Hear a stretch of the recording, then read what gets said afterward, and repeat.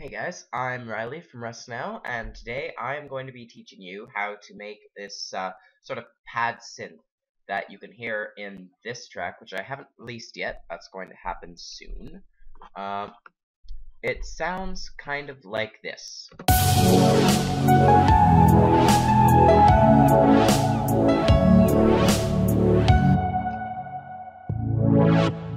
that's what you're going to be making today.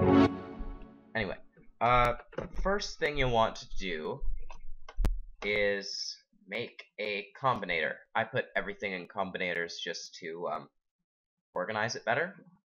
So right click inside the combinator and make it a Thor. If it's not initialized, right click it and hit reset device or initialize patch in older versions of Recent. Open it up with show programmer and it should look like this.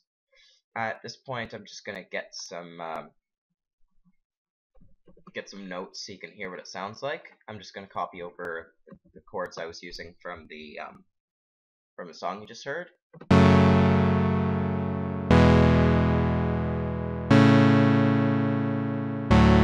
Doesn't sound much like it yet, but that's going to be fixed soon.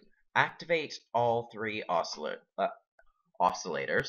and switch them all to multi-oscillators with one at an octave of 3, one at an octave of 4, and one at an octave 5 in that order.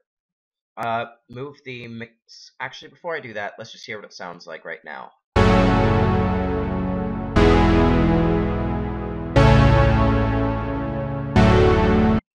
Pretty full, but doesn't sound nice.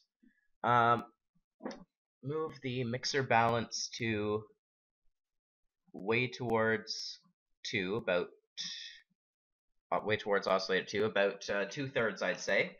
Then bring the level of oscillator 3 down to about -7.5. So sounds like this. Yeah. Activate the chorus and put it up all the way, and put in a RV7000 reverb. And you can leave the decay, the high frequency, damp, and the high EQ where they are, and move the dry wet down to about 22. And that sounds like this.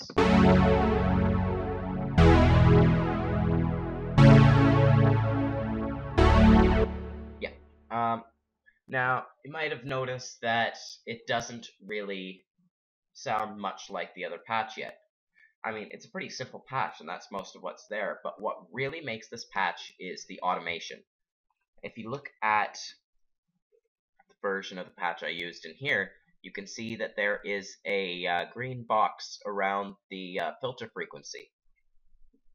That's there because it's moving as the song goes along. That's what automation is. So to do that, hover over the filter frequency with your mouse, hold Alt and click. And you could delete this track because you won't be using it, but leave the filter 1 freak track on. Make a little thing there and go into it. I open it in edit mode because that's what I usually do. And what I did for this song was I started the filter frequency at 0, then over half a bar brought it up to about 100. That makes the sound a little like this. Much cooler. And I just did that every time I wanted to play a new note. So, sort of like this. Just gonna bring that one up to 100 as well. Yep. Anyway, there's one more thing about this patch that should be done, because if you look at the EQ, which was introduced in Recent 7, so if you don't have that, I'll explain how to do that afterwards. You look at it. lot of low end on it. I mean, that's because I've been playing some low notes in here, but you should do this. You should probably do this even if you're going to be playing higher things. Activate a high pass filter and put it to about 120 hertz. This cuts out the low end, so it can be filled in by other things, like a sub bass or something, whatever you want to have down there. If you don't have Reason 7 or higher, you can ignore that part and instead go into Studio Effects and put in a equalizer afterwards and cut the low end, sort of like that. I mean, that's just really quick and probably wouldn't be what I end up with, but should look about like that. That's the patch. So you have the patch done. Just one more thing before I let you go.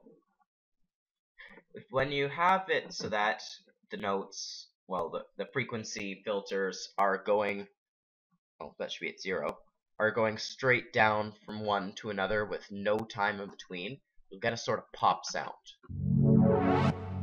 I'm not sure if you heard it, but there was a little click there. To avoid that happening, just set your snap to 1/64th note, and just, I'm just going to zoom in for this. Bring it one to the side, so that song has a little bit of time to bring the frequency down. You won't really notice the difference, and it'll make it sound more smooth. So listen. See, that sounds better. Anyway, if you like the tutorial, you should like the video and subscribe, and I'll be back soon with more.